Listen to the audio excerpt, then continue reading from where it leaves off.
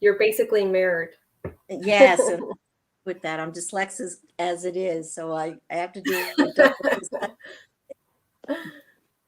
Hello, everyone. My name is Mariana. You're watching Mexico Relocation Guide. This is a live stream. So if you're watching right now, this is live. Let me know if when you join us, there's a live chat button. If you're watching on YouTube, there's a live chat button that you have to click on in order for you to post your questions or live chat with us today. If you're watching on Facebook, it should come up automatically as the comments, or you might have to scroll left if you're watching on your phone. Either which way, I would love to know where you are watching us from and maybe even what area of Mexico you're interested in.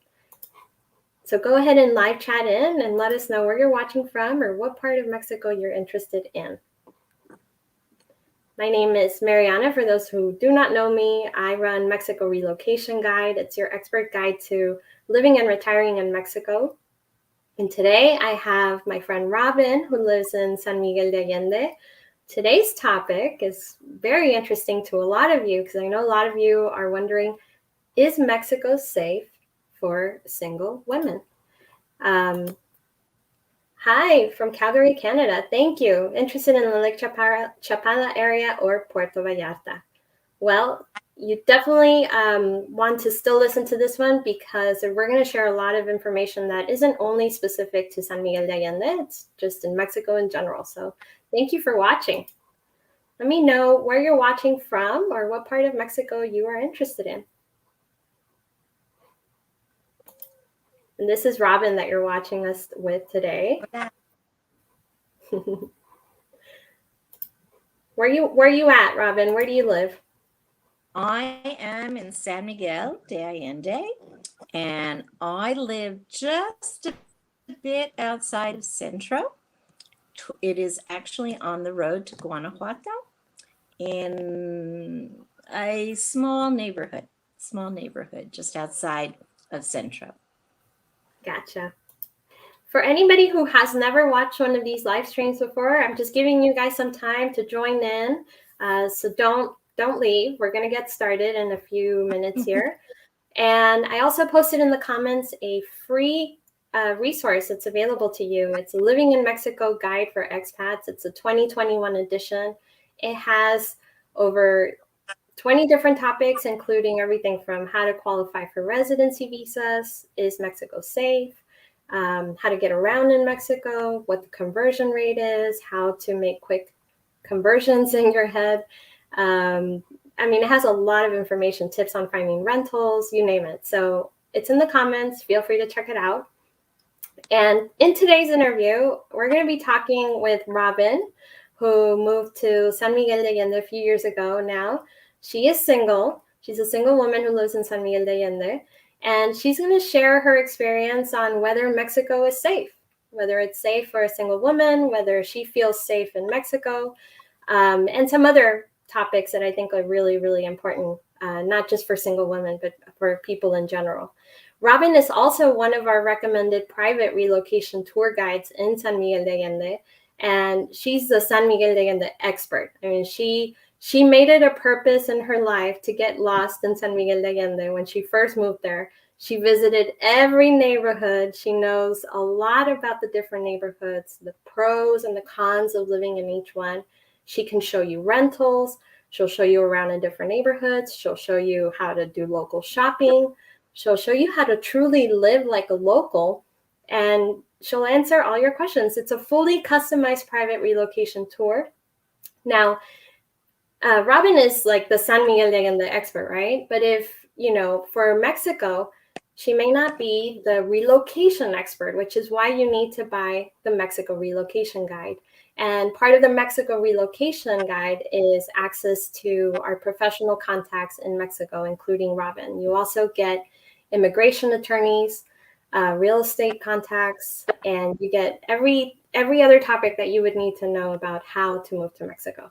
So definitely check that out in our website. Our website is scrolling at the bottom down below. So anyway, That's enough about us. Let me introduce my friend Robyn. Robyn, how are you? I'm wonderful. And how are you today? Good, good. Thank you for doing this with us. My pleasure. Thank you all for coming. We have Hardy Gal, who's also single, and she's very interested in your experience. She's watching us from Cleveland. Thank you for watching.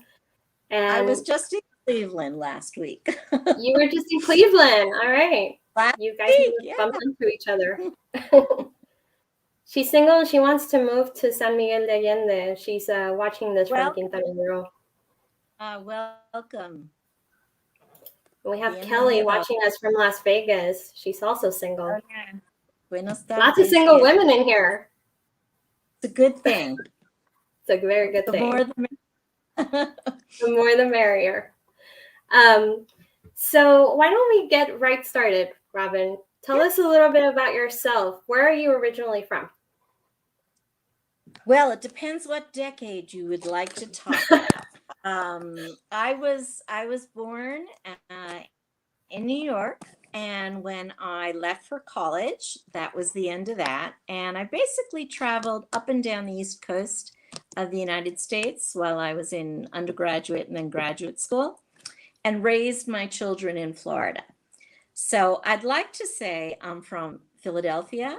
And in fact, sometimes when some very nosy people here inquire a bit too much, that's exactly what I say, is that I'm from Philadelphia, because that was one of the places I lived that I loved a lot. So, but I raised my boys in Florida. And then after my divorce, it was a bit of a difficult time for me and took a while for me to find my feet. And when I found them, they led me here to San Miguel. So it's all worth it because I got here. So how long ago was that? That was 2 years, over 2 years ago, almost 2.5 now, right before COVID. But I was very fortunate. There were two things I did immediately when I got here. One was I enrolled in Spanish classes at the Instituto, and I took them 5 days a week for about 3 or 4 hours in the afternoon. And my Spanish teacher and I became very good friends. He's about my age, and he adopted me. So I met his family, and I'm now friends with his wife and his son's friends. And that's how it works here, in my experience in San Miguel. The second thing I did was to go to the Universalist Union on Sundays. I'm not Christian and I'm not observant, but I had read about what a wonderful organization this is, and it proved true. From the first day I arrived, I sat down and two single ladies next to me asked me to join them for lunch. And I was not really alone for 1 minute after my arrival. So it just got launched from there. That's awesome. You really got the hospitality or the warmth when you first arrived. Absolutely. Now, you did not know Spanish before you moved to Mexico. I had taken it in school, and I spoke enough to get by, but this really ramped it up a few notches. I also just thought it was a great way to just get familiar with the town, the city, the Instituto. I met one of the artists there, and we became friends as well. He was doing a mural in the traditional style at the Instituto. Very well-known artist here. And my feeling is that if you just do things that you like to do, whether it's going to the library, being involved in hiking or kayaking or whatever it is, writing, whatever it is you like to do, you're going to find a dozen, if not more, people that are doing it as well. And you're going to get to make friends quickly, very quickly. And you'll be able to choose. You'll be able to choose which people you want to be with. Do you feel it was easier for you to make friends once you moved to Mexico than it was back in the US? Much easier, much easier, Interesting. much easier. Okay. And that's one of the reasons I left, is because I was not appreciative of the single scene in South Florida. I found Mm. it very disturbing, and I really just did not want to participate in that. I just wanted to continue moving forward in my life, enjoying the things that I like to do. And moving here was, I have made such wonderful, wonderful friends, both American, Canadian, and Mexican. And it's really been a warm, welcoming experience. And every day I really meet somebody new. Um, I'm just adding people in my life that are wonderful, that are really wonderful, much easier. The sense of community and the size of the town, I think, make it so. And I remember very early on going to the art store, Pato, and I was pretty new here. And my Spanish teacher's 37-year-old son, his name is Andres, and I was in Pato buying supplies, and I hear my name, and Andres is in the store, and it was like somebody already knows me, Oh, that's so sweet. Yes, it warms your heart. Yeah, somebody knows me, and I can't tell you how often that happens now after 2 years, but initially it was just a very nice, that you're not just anonymous. You're not anonymous. So Yeah. For those who have never been to San Miguel de Allende Mhm. before, tell us a little bit about San Miguel and because in my opinion, I feel like it's a big city, but it's really a small town. It's a very small town. In fact, my Mexican friends call it a bicicleta pueblo, a bicycle town, and meaning that the large cities near here, Querétaro, which has, I believe, about 3 million people, and Leon, which has one and a half, Oh, 2 million people. yeah. San Miguel has 100,000, 10,000 of which are expatriates. So yeah, for me, my friends now live all over San Miguel, not in just extranjeros live all over, all different colonias, depending on their particular needs, interests, financial situation. It takes me at most 15 minutes to get to any of their homes. So it's a really small town. I mean, not minuscule, but very manageable, very, very manageable and nice. Yeah. So it's not unusual for people to run into you and say hi to All you. And, the time, all the time, all the yeah. time, everywhere, everywhere. Yes. Yep. Hi, Jackie. Thank you for Hi. watching from Maryland. We're excited you're moving to Mexico next spring. You're definitely watching Absolutely. the right show today. Single mom in San Cristobal. Thank you for watching. Hola. Priority Focused Life. Hello. So, had you ever been to San Miguel before? Why did you choose this town? No, I'd never been to San Miguel. Um, what happened to me is I was working in South Florida and I broke my ankle. I fell, I broke my ankle, and I Mm, was restricted. I was non weight bearing for 6 weeks. It was a pretty eye opening experience on many levels.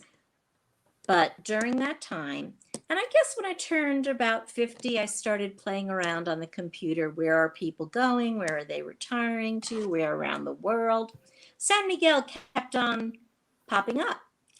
And I continued to do that while I was on bed rest.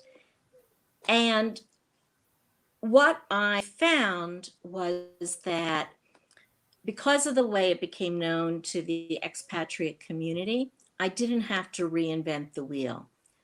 One of the first people here was Sterling Dickinson in the 1930s. And then later, after World War II, the GI Bill permitted veterans to come to San Miguel and study. They paid for it. So there was a huge influx of Americans. And since that time, it's been very well known. Not as much on the east coast of the US, but certainly on the west coast and in Western Canada, and of course, Texas, anything bordering Mexico. But what I found just by seeing what was on the web, and then I wrote to many different people in different types of organizations, and everybody wrote back. Everybody. I didn't have to go out and recreate the pottery that I like to do, the writing that I like to do, the organizations that I like to be involved in, the weather. Coming from South Florida, the humidity is pretty much always 100%. Every day I wake up here and I'm smiling. I'm just smiling, and the roosters are crowing, and I'm laughing, and the balloons are floating over my head, and the roosters are crowing. It's fabulous. But I made the decision. I did not want to go to Europe. It's too far from the US. My children are in the States. You can drive to Mexico, which I did by myself. You can drive here, and you can get back to the US like I did last week to Cleveland in 4 hours. I was there by dinner. So that was important. Those were really, all of that was really important. Yeah. Did you, when you first drove to Mexico, did you drive by yourself? Yeah, my dog. My dog and I. Okay. That's pretty adventurous. It was fun. It was amazing. That's awesome. Yeah, it was, let's see, 4 10-hour days and 3 nights. Okay, you broke it up a lot. Yeah, it really was enjoyable. Of course, crossing the border, I was a little tense, and there were some driving aspects I had not read anywhere, which I need to tell you to put in your book. Yeah, please share with us. Tell me what tips. Quickly. In Mexico, there are 1.5 lanes. So you will have what we consider 2 lanes going one way, 2 lanes going the other, but it's not that. It's 1 lane, and you have to drive all the way on the right because the people on the left are going to cut across and pass. So I'm actually driving in a lane that for me as an American doesn't exist, or is the curve. That's a shoulder. Yeah, exactly. Yeah, it is actually on the guide. Thank you, because I'd never read it, and cars were coming at me head on. I mean, it only took me a little while to figure it out, but I had not read that. And that was interesting to know. So yeah. So you're basically supposed to drive on the shoulder unless you're passing. Correct. The main road is for passing. Right. Unless it's like a 3-lane highway, which is basically kind of non-existent in most parts of Mexico. You can feel it out, but it was just a good thing to know that I really needed to be on what I considered the shoulder. So that made your shoulders really tense? Well, I was in the US last week, and I was driving on the shoulder, and I had to remind myself I didn't need to do that. So, yeah. That's funny. Yeah. So, the question everybody wants to know, I'm sure, is, can you share your experience on whether you feel safe living in Mexico by yourself? I most certainly do. I feel, in this world, you have to be cautious. You can't do foolish things no matter where you are. If you're anywhere, it doesn't matter if you're in a major city or a suburb, there are things women know that they need to be aware of. So, but I, like I said, I drove here. I drove during the day. I did not drive at night. I was flying into Lyon last week, and the flight got in later than anticipated. So I decided to stay overnight in Lyon instead of driving through the curvy mountains at night. I just thought it was safer, and Definitely. that would be true probably anywhere. But absolutely, there's nothing that makes me feel unsafe here. There are not things going on in the street that are dangerous. Yes, things happen as they do anywhere, but at no time have I really felt unsafe. I have felt unsafe driving at night when I lived in Ohio in the middle of a snowstorm and I'm driving through deserted areas and I'm saying, what am I doing? This is crazy. So Sure. they're bits. So no. And the same thing as a single woman meeting people, or men in particular, I've learned along the way how to be more cautious. Initially, as a divorced lady in her 50s, never thinking I'd be dating, I didn't know. I was really pretty clueless. So, as most of you probably have experienced, you learn, unfortunately. And I'm quite cautious with new people. Um, How Men much in information you give out and that kind of stuff? Absolutely. I'm very cautious now and very direct, not even based on my experience here, but based on my experiences in the States. Um, Sure. so, yeah, I think that's a wise thing to be, is cautious with your eyes open, just taking regular sensical precautions. But no, I've driven.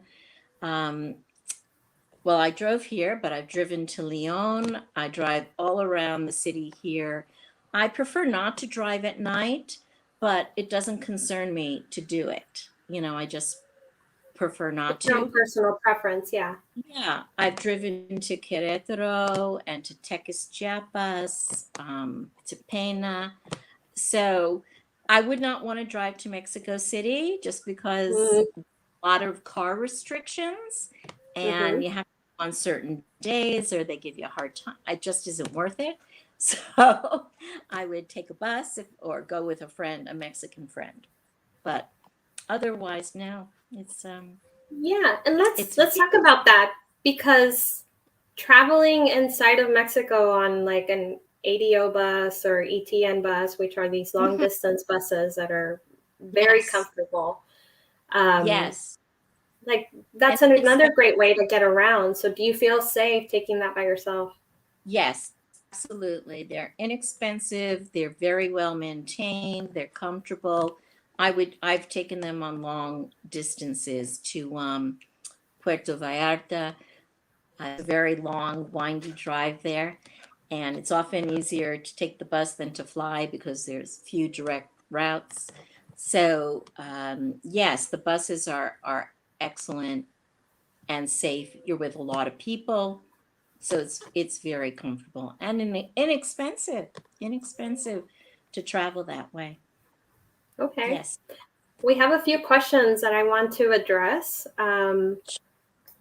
Let's see. I work remotely, so how can I check internet service in Mexico? Also, as a single mom, what areas in Mexico are kid friendly? Well, that really just depends on your lifestyle. Every single city in Mexico is kid friendly, really. There's lots Hmm. of young families all over Mexico. So it just depends on your lifestyle. San Miguel definitely has young families, right, Robyn? Yes, many young families. There are a lot of different venues that the younger moms and the kids seem to go to. One place here is Geek and Coffee, and it's an internet type cafe, but with a large, open, grassy area. You can bring your Mm, dogs. There's a playground for the kids, very kid friendly. They have groups that get together. There's a specific website, Facebook page for families, young families in San Miguel. They also just started a group for teens that's had an okay, response. Yeah, yeah. So that's they're good. Yeah, we it's can't let the we really, can't leave the teens out. yeah, especially with the restrictions, with Yeah. school. So they've and apparently it's been very successful. The teens do a lot of day trips or activities.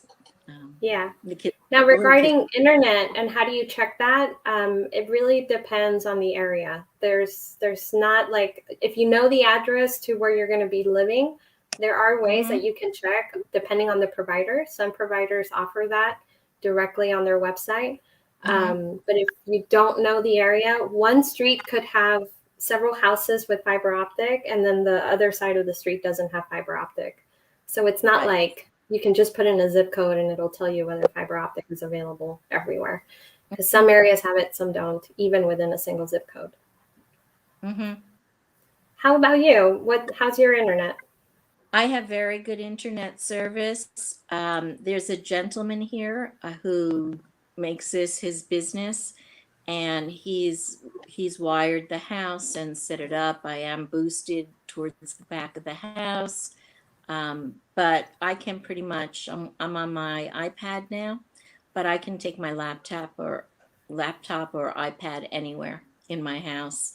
And most, there are some dead zones. My calls get dropped if I'm on the phone, but most places I have access internet. I can work in the park or coffee shop or restaurant, the library. A lot of people here work at or meet at the public library, which is a lovely, lovely spot. Has a great cafe, the best carrot cake muffins that I've had here. So Yum. Yes.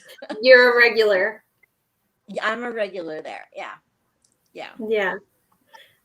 Somebody wants to know if Merida is safe. Is it considered safe? I personally have never lived in Merida, but I know it's considered one of the safest cities in Mexico. I do have a interview with another expat who lives in Merida. It's in our YouTube channel, and he talks all about living in Merida. So check that out. I don't know. Have you been to Merida, Robyn? I have not. A gentleman I was dating had lived there, and his children have a home there, and he only spoke really highly of it. He wants to retire there. He loves it there. He loves the beach there very much. Somebody So, else I have has a not, really, yeah. You haven't lived there personally. no. Yeah, although it is considered one of the safest cities in Mexico. Querétaro is also a very safe city. It is. Just from personal experience. I have a lot of family who lives there. Is it possible to live car-free in San Miguel? Absolutely. Very much Absolutely. so. In fact, it's kind of preferred. I keep on banging my car around, and I feel like I'm in a car. It's stupid. Because the curves are like this big. Oh my gosh, it's just narrow. It's very narrow. It's like your worst street in San Francisco with cobblestones all the time. And yeah, it's preferable to live here without a car. Taxis cost 50 pesos one way, so that's $2.50 wherever you want to go within the city. Buses, oh my gosh, are less than 25 cents. Ubers are less than the taxis. So I often will leave my car at the supermarket close to me and take a cab into Centro. It's just easier. It's just Interesting. Yeah. Yeah. Yeah, for anybody who hasn't been to San Miguel before, it's a very Spanish colonial town. It was built for horses, so it wasn't really built for cars. The streets are very narrow. And on the weekends, what ends up happening is people park on the all very, very narrow street. So you have a very tiny gap for you to be able to drive. And the curves are usually very tall, so it's easy to scrape your car going in and around curves. There are parking areas throughout the city where you can park overnight for a fee. Sometimes your hotel may include it. That's something you'd have to ask about. But honestly, I would recommend getting in by bus or having a private driver take you from the airport from Querétaro or León, and then walking or taking taxis around town, because it's just a nightmare to drive around town, especially on the weekends, especially if you're not used to driving in Mexico. And they're mostly one-way streets also. So you'll often find people going down, myself included, the wrong way. Which try to back up on one of those streets. You just feel like getting out and leaving the car there and slinking away. So Yeah. it's not. Now, somebody wants to know, she talked about this briefly, but they want to know, more in detail why you chose San Miguel. Did you go to other parts of Mexico before? No, I did No, not. just San Miguel. But the one factor definitely was the climate. Coming from South Florida, if I never saw a humid moment again, I would be happy, and I never complain about anything being chilly. It's so wonderful. It's the best of springtime here. I would say 96% of the time. It's just another blue sky day in San Miguel. But the mornings can be fresca, nice and cool, just a sweater. And then by midday, you're in the Mexico sunshine. Um, so the climate is beautiful. It's a good location. It's in central Mexico, 3 hours from Mexico City, 8 hours, 8 to 10 hours to the U.S. border. Um, it's Driving. really a driving. Yeah, it's really a self-contained town, very manageable, very friendly, lots of fresh produce, arts. The arts here uh, are amazing. The quality they do, the Metropolitan Opera does its finalist competition in San Miguel. There is a international literary sala every February. Right now, there's a jazz festival going on and a film and food festivals coming up. There's a balloon festival in Leon, and Guanajuato, which is only an hour away, has a Cervantes festival that's sold out this year. Um, so, for all of those reasons, I chose to Yeah, live it's here. very culturally rich, and it sounds like you're doing a really good job exploring it. If you're interested in San Miguel de Allende Yeah. and want a private relocation tour, Robyn is your gal. She knows San Miguel better than anybody that I've ever met. She knows all the different neighborhoods. She knows all the local spots. She knows how to get you a rental in this crazy rental market. If you don't know this, Mexico has a crazy rental market. So some things are gone usually the same day. But she can help you find the right rental in your budget. And she'll show you different things. She'll show you, if you want, you can even schedule her to do a day trip to Querétaro. And she charges a very, very reasonable fee. But you need to buy the Mexico relocation course in order to get access to Robyn's information. So I posted a link to the relocation course, and you can see everything that includes, including Robyn's information. So did I say that right? Do you think that there's anything to Yes. add to your private tour? No, we're good. We're good. Except that there are a number of places right outside of town that I would only have found. It might have taken me decades, if not ever, to find if my Mexican friends hadn't taken me there. So I make it a point to take everybody I meet to these few places, um, because they're just so wonderful and enriching to being in San Miguel and really outside in the Campo, but really first class places. So There you go. Somebody wants to know, does San Miguel have an airport? No, it does not. Where do you no, normally fly out of? Querétaro or León? I actually prefer Leon. It's Okay. easier to get to. And more, I do speak Spanish, but more people there speak English. And I know when I'm stressed, I'd rather speak English.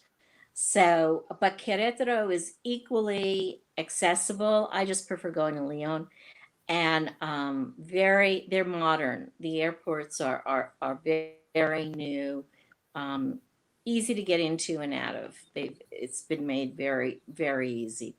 At most, my trip to Leon only took an hour and a half, and to Querétaro it takes about an hour.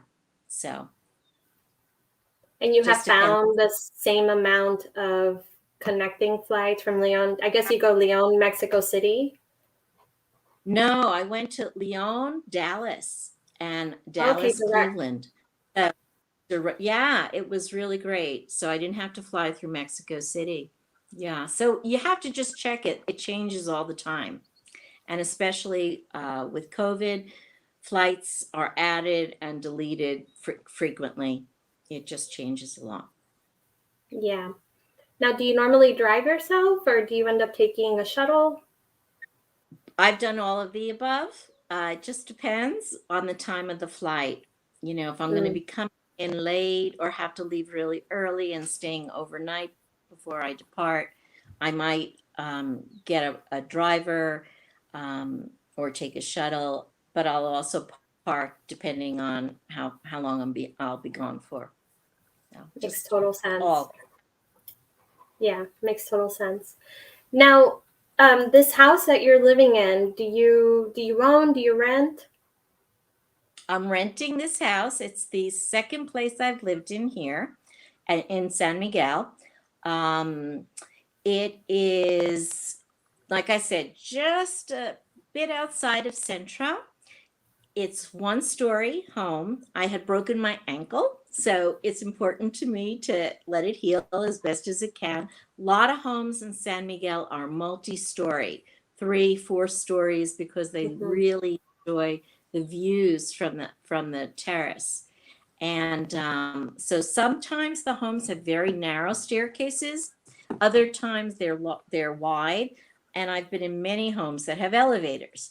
So again, you can find any type that you want. So this home is one story. It actually looks to me like a home from New England, which makes me happy. It's Wedgwood blue and white, and I have a front porch and a backyard that I've made a pretty nice garden. It is 3 bedrooms, 2 salas, a large modern kitchen, and a casita in the back. That's a separate home with a very large bedroom and a full bath. And Wow, the you have a lot of space. the rent is $900 a month. Wow. Yeah, you have a ton of space. How did you find this place? I found this online, and there was a realty company associated with it, but I found it online. A lot of my friends find their rentals either through realtors or just on the civil list, or word of mouth, or drive. Good way is also to drive around or take a cab through the neighborhood that you're interested in. People will be advertising in their windows as well that the home is for rent. The first home I rented, I think I was the second person to see it, and I took it immediately. I took it Yeah, immediately. you Yeah, saw it was a good deal. yeah, in a good location, and so. But there's really a lot, and almost every house I go into is as special as the one before. Everything has a unique, wonderful, wonderful. That's why I like renting. I could live in Hmm. all different colonias in San Miguel and have different experiences, and it's really great. Very affordable. Very affordable. How hard was it for you to find a home with your dog? Not at all. It's a Not at all very hard? no, very animal friendly place. Um, some places, usually, I haven't had any trouble. There are places that will say no dogs. Sometimes that's negotiable as well, depending on the owner, and you meet the owner. They may meet your pet, so it just depends. But I had no problem with finding a really nice place with the dogs. So, That's and I great. had I had two when I started. Yeah. Oh, okay. You Two. moved down with two dogs. No, I moved with one, and then I got one here to play with the other. Oh, okay. They stole your heart. They did. They did. And then I have a funny story. A couple of weeks ago, maybe a month and a half ago, I woke up at 1:30 in the morning and I leave my back door open for the dogs, and I have two picket fences to get out of my home, and the front of the neighborhood, which only has 12 homes, has an iron gate. And I woke up, there was a loud noise, and my dog started going crazy, and I thought it was a mouse or something, and I turned on the light and backed away from the bed, and out popped a puppy. What? It was living in your house? Somebody dropped it off in the street, and it found its way. I've seen his siblings, somebody else found the siblings, but this one found its way through the front gate, through my two gates, under my bed. Wow. That would have freaked me out. I'm still sort of incredulous, and I named her Gali, which is short for regalo, which is gift. And I guess if you show up under my bed, I'm going to keep you. So It's totally a sign. Yeah. Like you can't turn that dog away. Unless you're heartless. That's adorable. Well, Gali's very lucky to have you. yeah. Yeah. AC wants to know that, yes, you always hear the horror stories. Unfortunately, Mexico does get a lot of bad press about living in Mexico. What has been the biggest surprise for you about living in Mexico?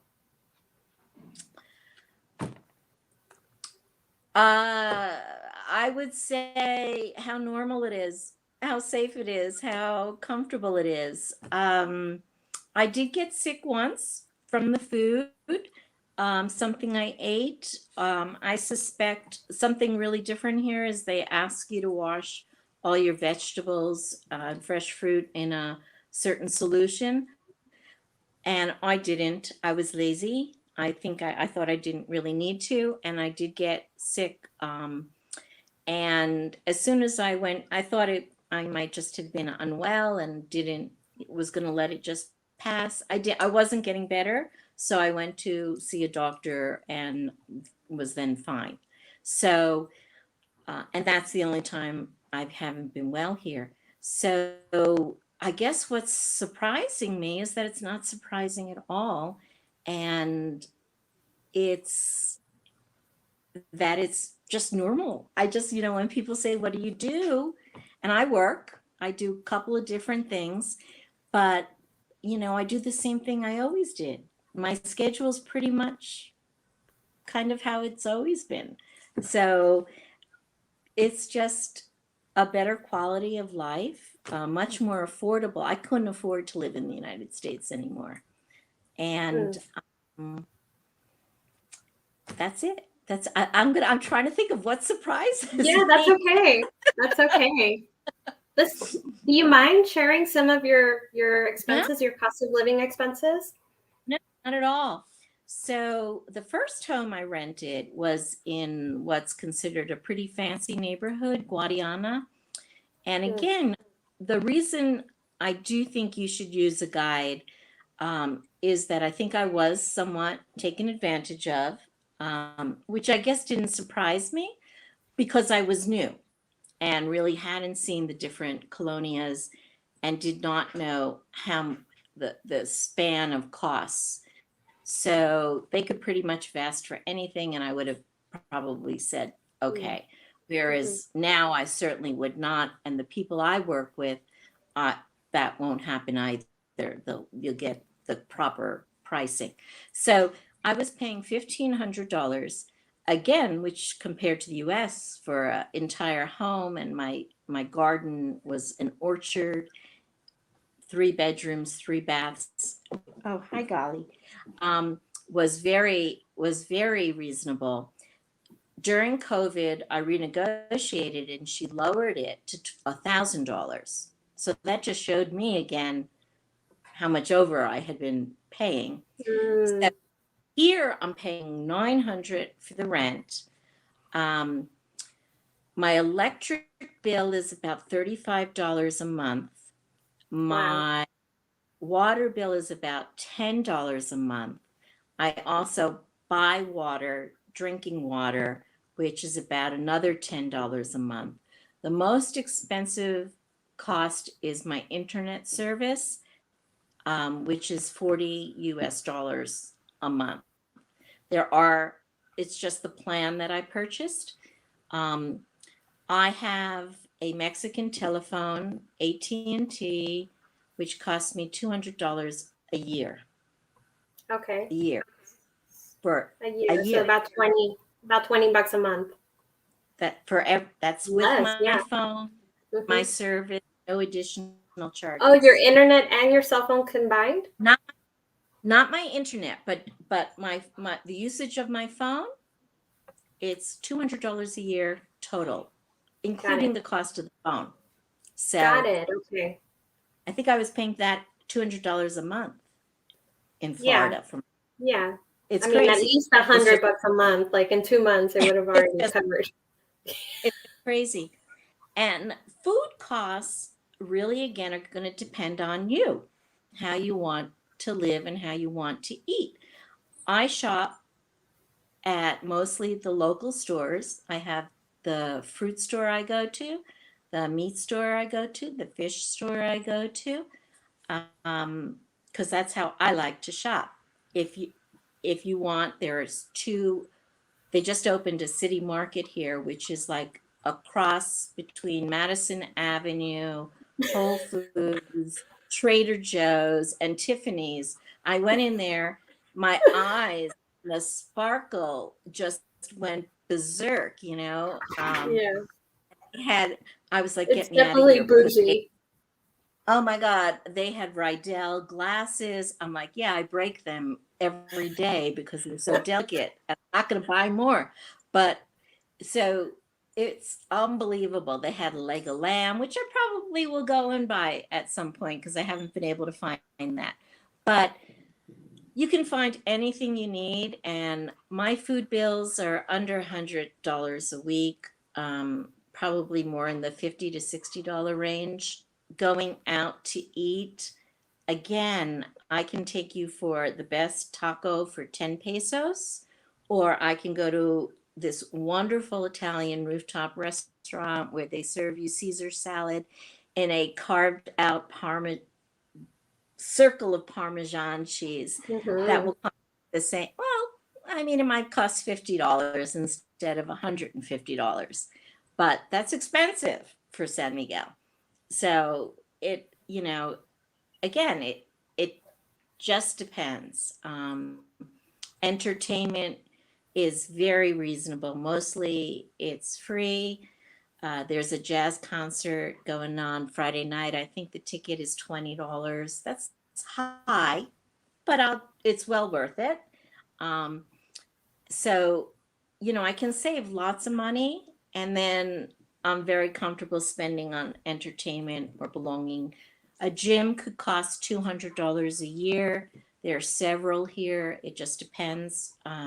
You can play tennis. You can go horseback riding. There are, I think, 3 golf courses, couple of places to swim laps, one beach sort of place. They've made a beach by a lake, Uh-huh. and there are thermal hot baths here as well.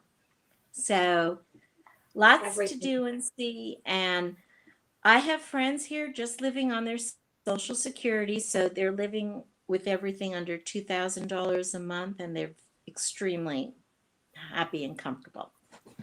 The normal Mexican salary is $13 a day.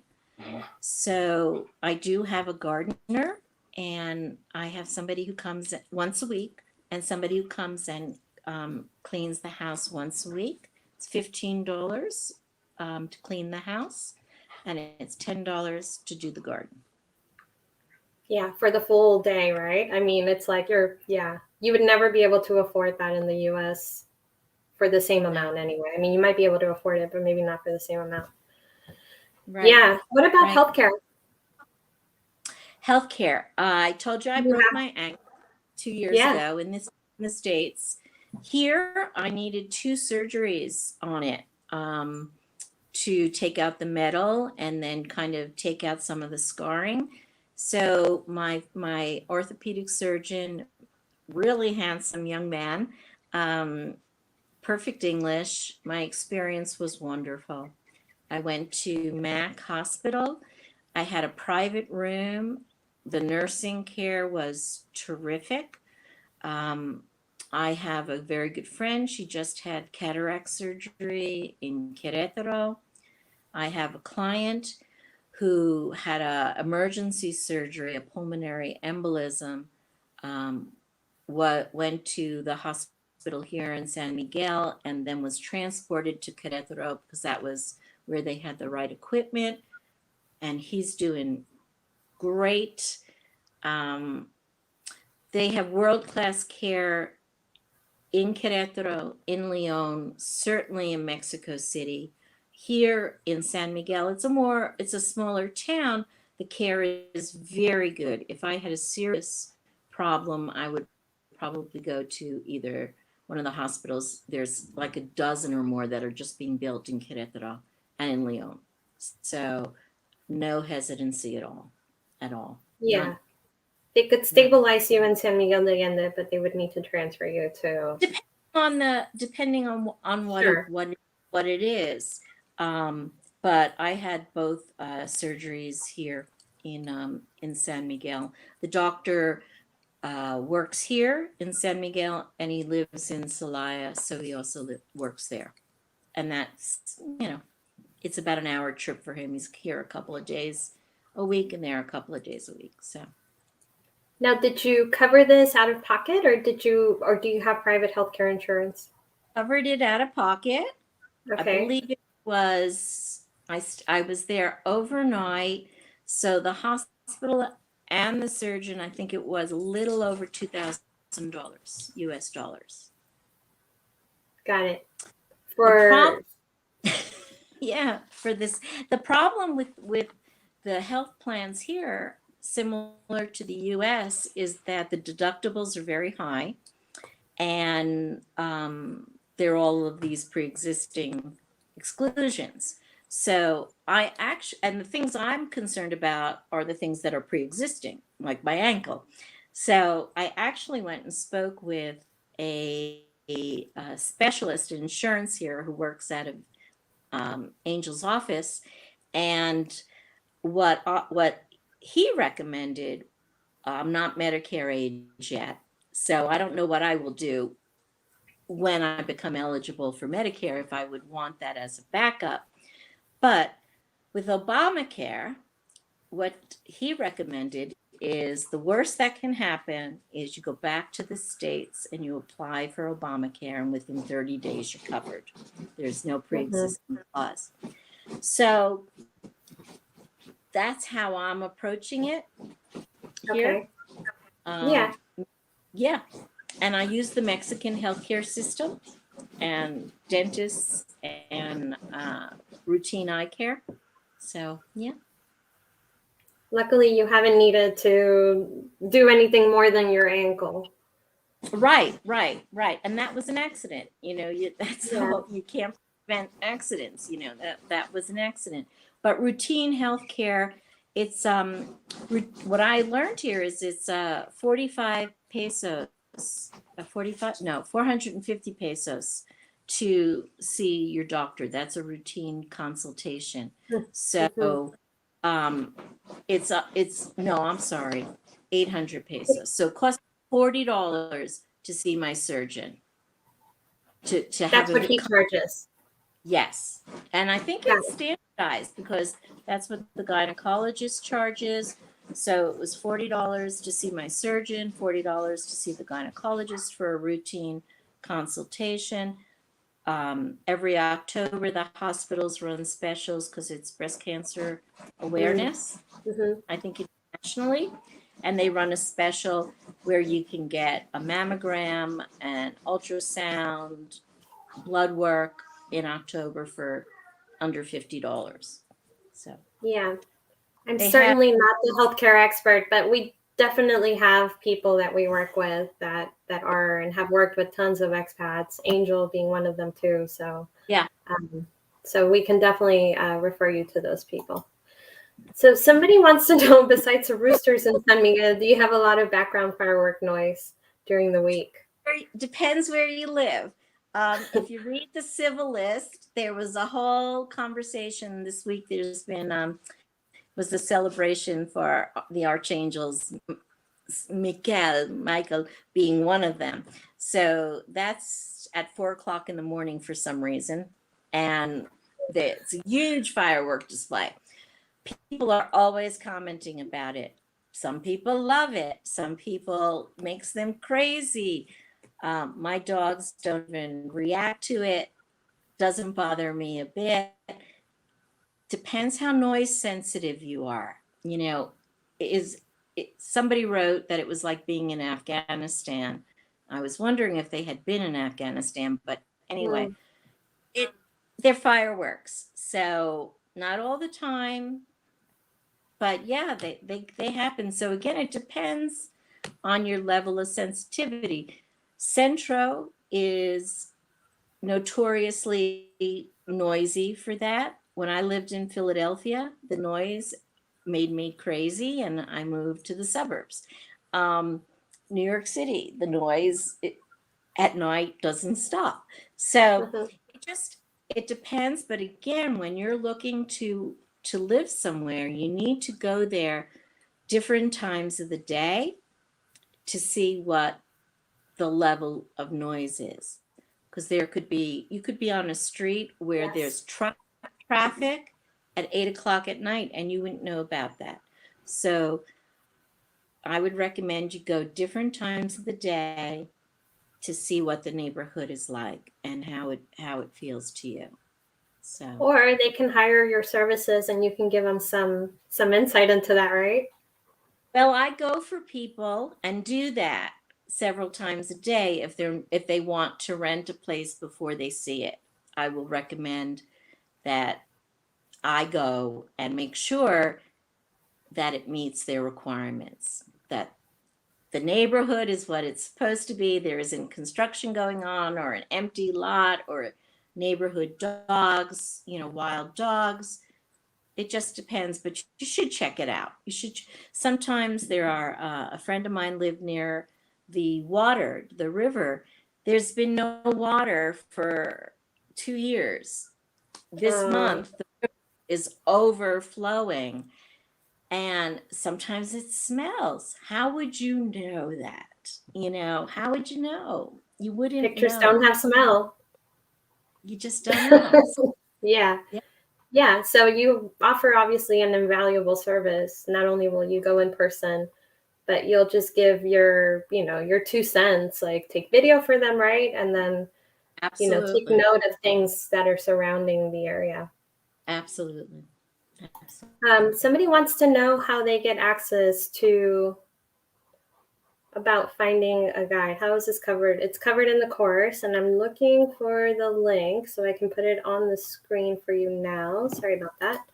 So if you want to get the course, it has over 150 different topics on how to move to Mexico. It covers everything from getting a driver's license, opening a bank account, how to hire an immigration attorney, what questions to ask, why you need a private relocation tour, which ones we recommend. It has a ton of information. You also get access to a private Facebook community where it's available to only Mexico Relocation Guide customers, and we're constantly sharing tips about local spots and just different things about Mexico. So anyway, the link is down here for you if you want to check that out. Now, somebody wants to know, Robyn, if you don't mind sharing your move to San Miguel. Did you bring furniture and personal belongings? I had recently, prior to my San Miguel was not on my radar. So I had recently purchased a townhouse in South Florida and new furniture. So my furniture was relatively new. I liked it, and I did try to sell it. Um, what I found was people were not offering me anything that I'd be able to replace it with. for that reason, I decided to take a certain amount with me. And I'm glad I did, because I would, the costs, again, on furniture, depending on what you like, I would not have been able to replace what I had at a good cost. So there are beautiful furniture stores in Querétaro and in León. Um, and there's leather and leather chairs and upholstery and drapes, everything that you would have in the US. And although the costs are better in terms of those items, they're still high. They're not, I mean, maybe Mexico years and years ago would have been inexpensive on that. It's not. So it depends what you want to bring, how much money, disposable income you have to refurnish. A lot of the rentals come furnished. So that's also an option.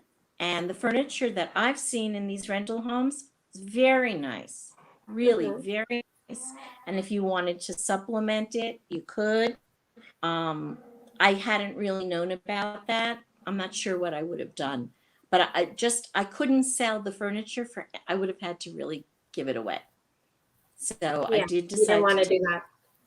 yeah, I did decide to bring it.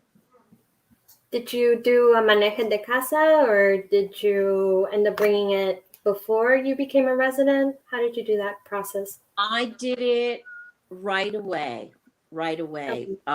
So actually, I was trying to save some money, and I don't think I did save any, but there is a company here. I had a friend take my stuff to the border in a U-Haul. You can't cross in a U-Haul. And then the international company took it from Laredo to San Miguel. So there was transfer. I was hoping to save some money. I'm not sure that I did. I probably could have just hired one company to do the move, and it would have been the same. So Yeah, but your furniture arrived in good shape.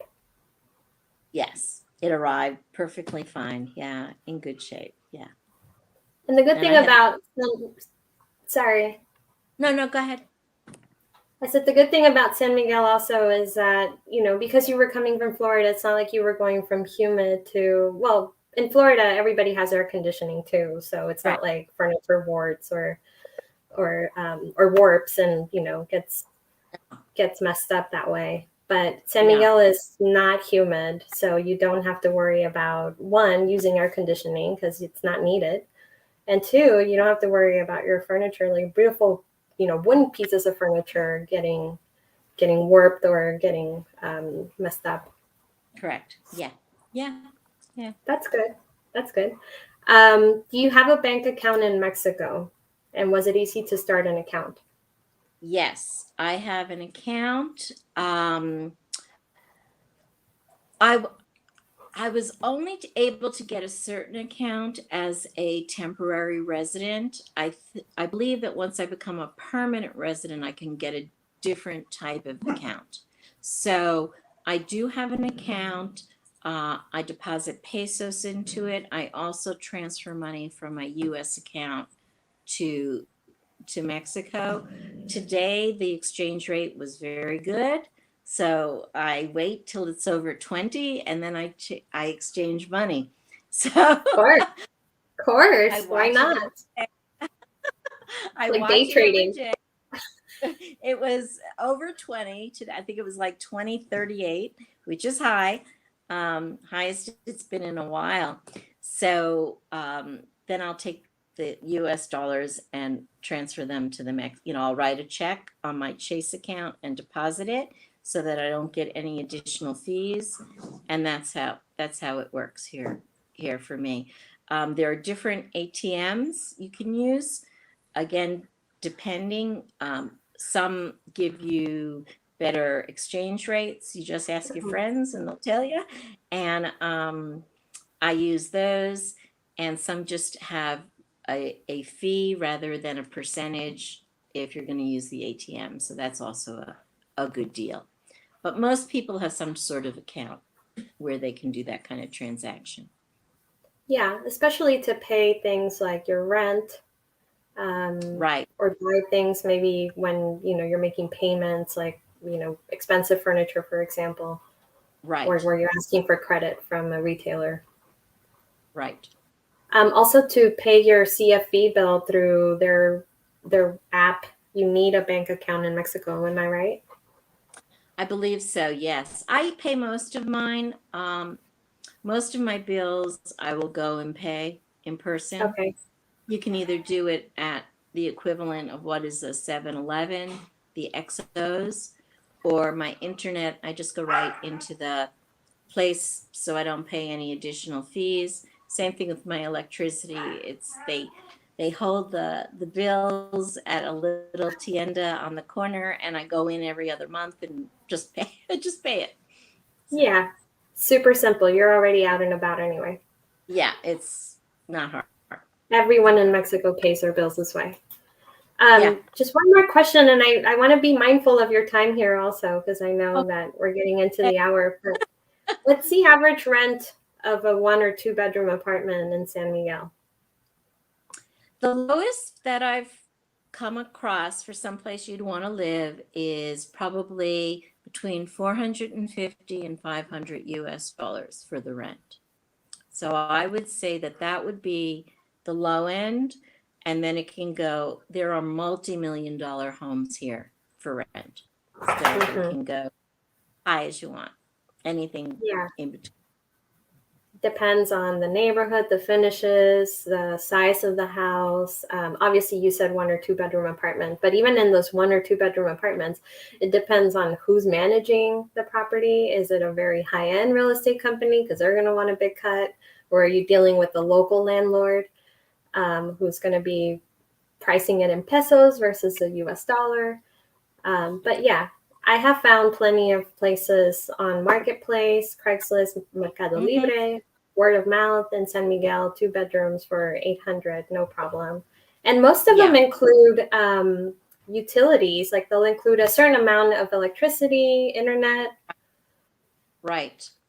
Yeah, there are different neighborhoods. I have a good friend who lives in a neighborhood behind La Comer, which is a big supermarket, and it's a more mixed Mexican and expat neighborhood. And he has a lovely home that's including utilities. It's 2 bedrooms, couple of bathrooms, but beautifully appointed, and it's $700. So it's you could get the same thing in a neighborhood like Guadiana, which is probably 10 or 15 minutes closer to the Parroquia Centro. It's going to be $500 more. So location, location, location. He doesn't hear the fireworks. Somebody before Yeah. asked about that. He doesn't hear it at all.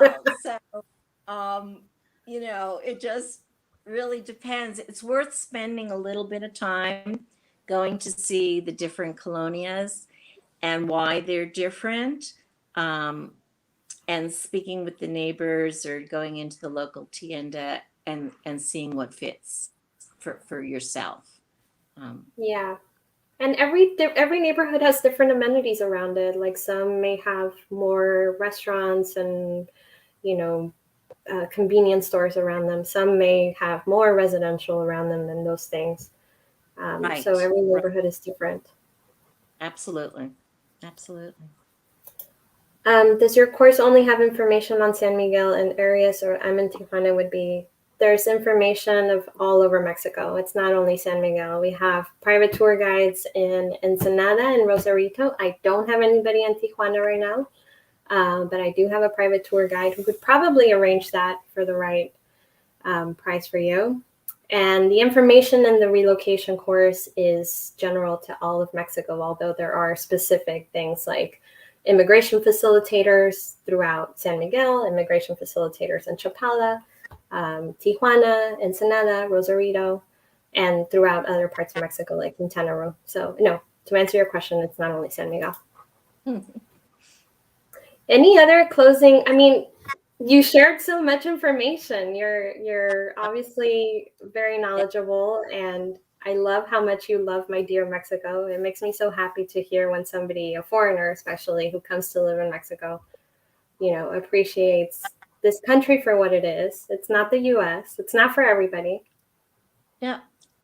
If I wanted that, that's where I'd go. I don't.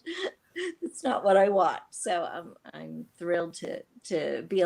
It's a privilege to come and share this beautiful country. It's a privilege. Any closing tips for anybody considering moving to Mexico? I guess my closing tip would be don't overthink it. Do your due diligence. Life is great. We never know how short it is. Just do your due diligence, but don't overthink it. It's wonderful. It's wonderful. So live, be happy. Don't overthink it. I couldn't agree with you more. Yeah, you only get one life. It's not a dress rehearsal. No. So if that has been your dream, go for it.